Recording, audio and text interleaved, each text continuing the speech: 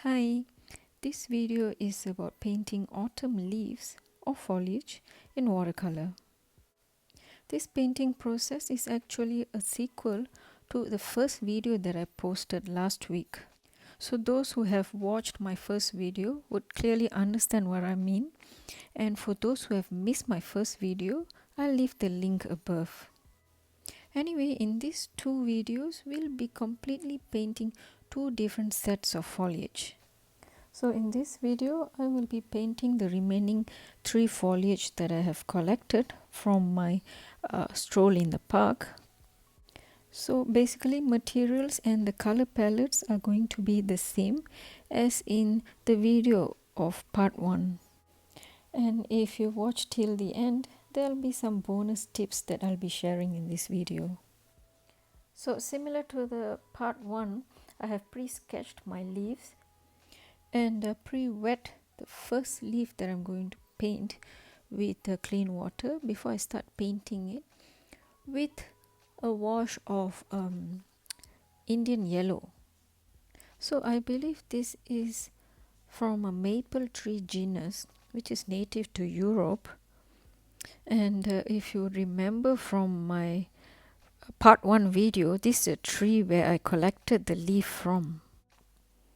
So coming back to the painting, now I'm adding on some mixture of crimson to the yellow wash that I did as the first layer, and you can see that the color immediately bleeds in as I touch or dab the brush onto the pre-wet paper. I'm just applying the crimson based on my observation of the leaf pattern. And as a basic rule to painting something using wet on wet method, you need to move really quickly with your colors so that the pre-wet surface doesn't get dry off quickly. The goal of wet on wet method is to get a very smooth looking paint, especially when they have blend in with each other.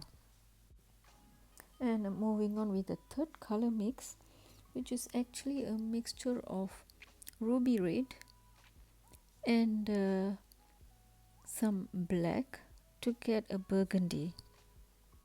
Now you can use any deep red of your choice if you don't have ruby red from Schminker, but you can just mix that dark red or deep red with a little bit of black or very dull brown or dark brown, as long as you get a hint of burgundy mix like color. So done with the burgundy tint, now I'm lightly applying some olive green, you can also use sap green, to the light yellow areas where I notice a hint of green on the actual leaf. Some touch of sapphire or dark brown towards the edges of the foliage, and you can also dab it on the surface of the leaf when it's still wet to create some marks on the leaf. Can just be very casual about creating these marks and just have fun creating the pattern of your foliage. And we shall leave that to dry and move on to the second foliage painting. As usual, we start off by pre-wetting the leaf motif, and first color shall be mixture of yellow ochre, and since it's the dominant color of this leaf, you're gonna paint almost the whole leaf with this yellow color. Adding sapphire as the second color to this leaf motif and quickly painting that, imitating the actual leaf pattern. And as I said earlier, you may use any type of dark brown that looks similar to this color palette. And since the entire motif is still wet, you can see how the sapphire easily bleeds into the yellow ochre, and this shouldn't be a very difficult task, although it looks complicated in the beginning, but it gets easier as you paint more. And I'm just dabbing in a little bit of burnt sienna just for some extra touch of vibrancy. You can totally skip this color if you don't want to. And I'm also quickly dabbing in a mixture of sapphire with a hint of black. As you can see, it looks way much darker than the original sapphire. So just dab that in to create marks on the foliage.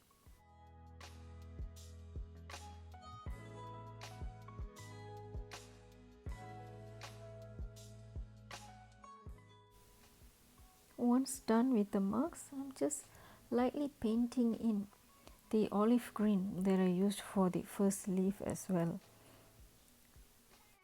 We shall leave that to dry as well and move on to the third leaf. And this leaf has a similar shape to the one that we painted earlier, the first maple leaf. But I'm going to make this way much darker and focus only on two colors, which is towards the red tones. So for the first color, I am using a mixture of crimson with a bright red, which is very similar to an orange tone. And my goal is to make this particular motif like a typical red maple leaf. And I'm quickly dabbing in some burnt sienna towards the middle of the motif. Quickly adding in some more of those red color mixture while the motif is still wet. And once again, I've decided to use a very dark shade, which is burgundy, and this time the burgundy mix appears to be even more darker because I have increased the amount of the black tint in the mixture. But if you want it to appear more red than a very deep burgundy, then just reduce the mixture of sapphire or black in your red color mix. And quickly using the same color mix to draw in the pattern on the leaf and extending the paint towards painting the stem of the leaf.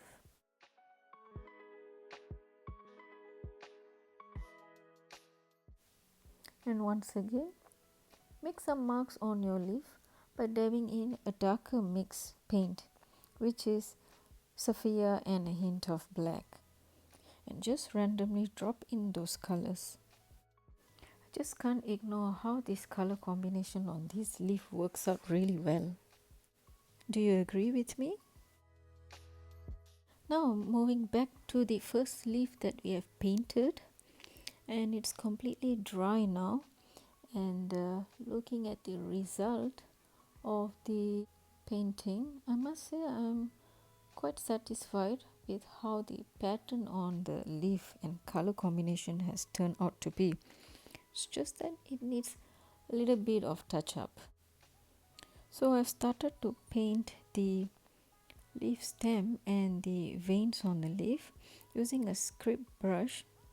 You can use any type of script brush as long as it has very fine tip, and I'm using a mixture of the deep red or ruby red with a hint of black so that it appears very dark on this light colored motif.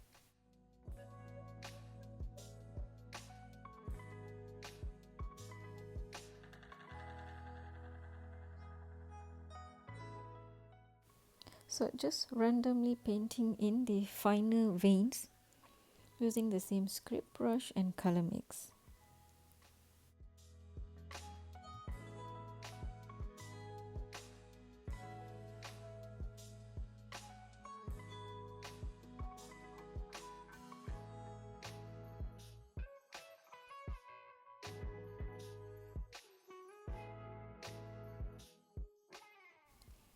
It may appear to be a bit challenging to paint these finer leaf veins. But with practice, I think you can achieve it easily. Just reduce the pressure that you apply on the brush tip as you move from the bottom to the tip of the leaf.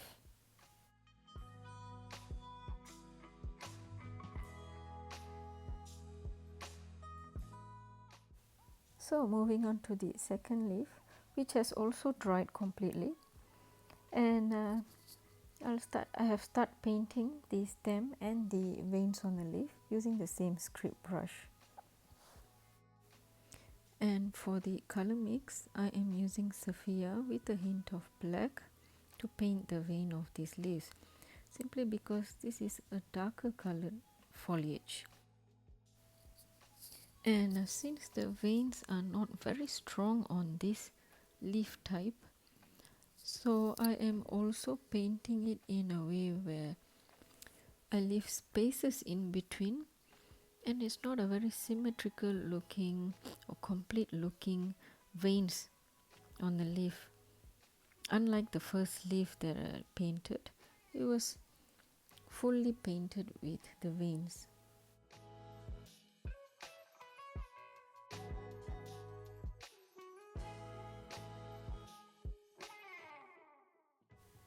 So next, to finish off the third leaf motif, I'm also painting the veins using the fine tip brush, and the color mix is the same as the first leaf motif, which is burgundy.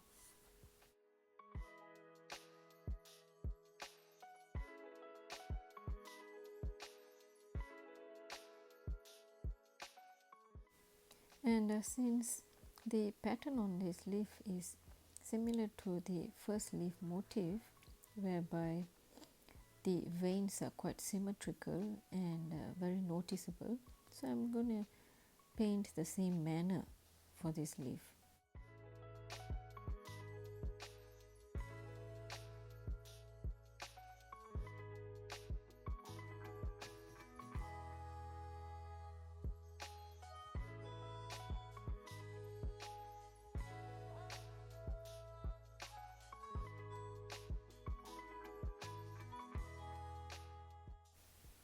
So coming back to the first leaf motif, I thought of using the glazing method for this leaf, as it is missing a little bit of vibrancy, so I've decided to use a very light wash of Indian yellow and glaze it on top of the dry painting. So you can use a similar method to make any of your dull looking painting pop up, and of course all that matters is the color choice that you make, and usually a bright yellow seems to be the best option. And I am also applying retouches of the mix of sapphire and black for the marks on the tips of the leaves and other areas of the leaves. And since the surface of the painting is still wet with the glazing that we did earlier, the touch-up seemed to bleed in much easier. I'm also adding in some drops of yellow ochre to create some extra character for the leaf. And as for the second leaf motif, I'm also using the glazing method, but this time I am using a mixture of yellow ochre, since yellow ochre was the base color of this leaf when we first started painting it.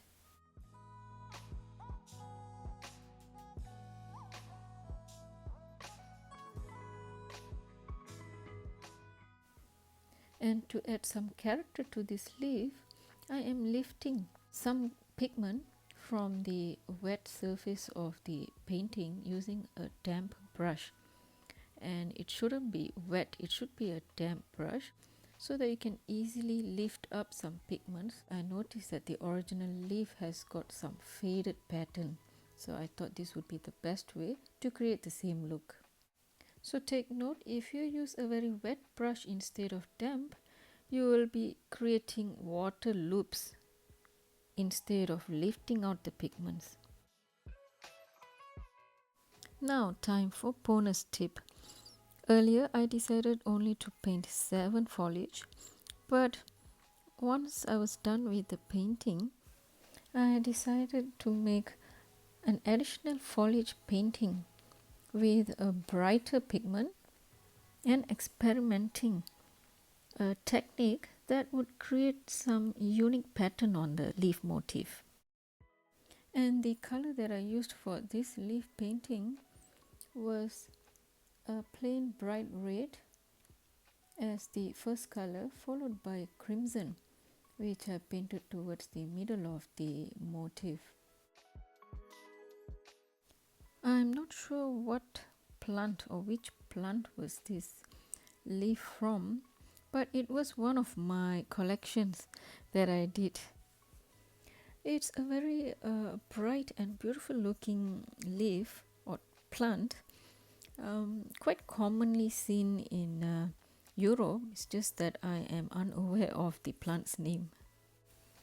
And I'm just adding a little bit of sapphire to some parts of the leaf just to make an impression of the autumn character.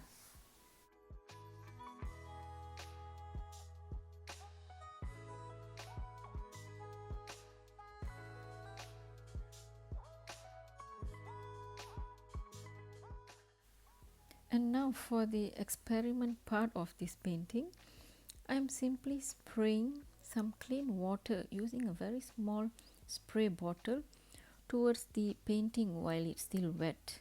Notice the dots on the painting surface. Once it's dried, you can see it has created a very unique pattern or effect, and I feel this gives a very natural look to a leaf painting. You can try this as well.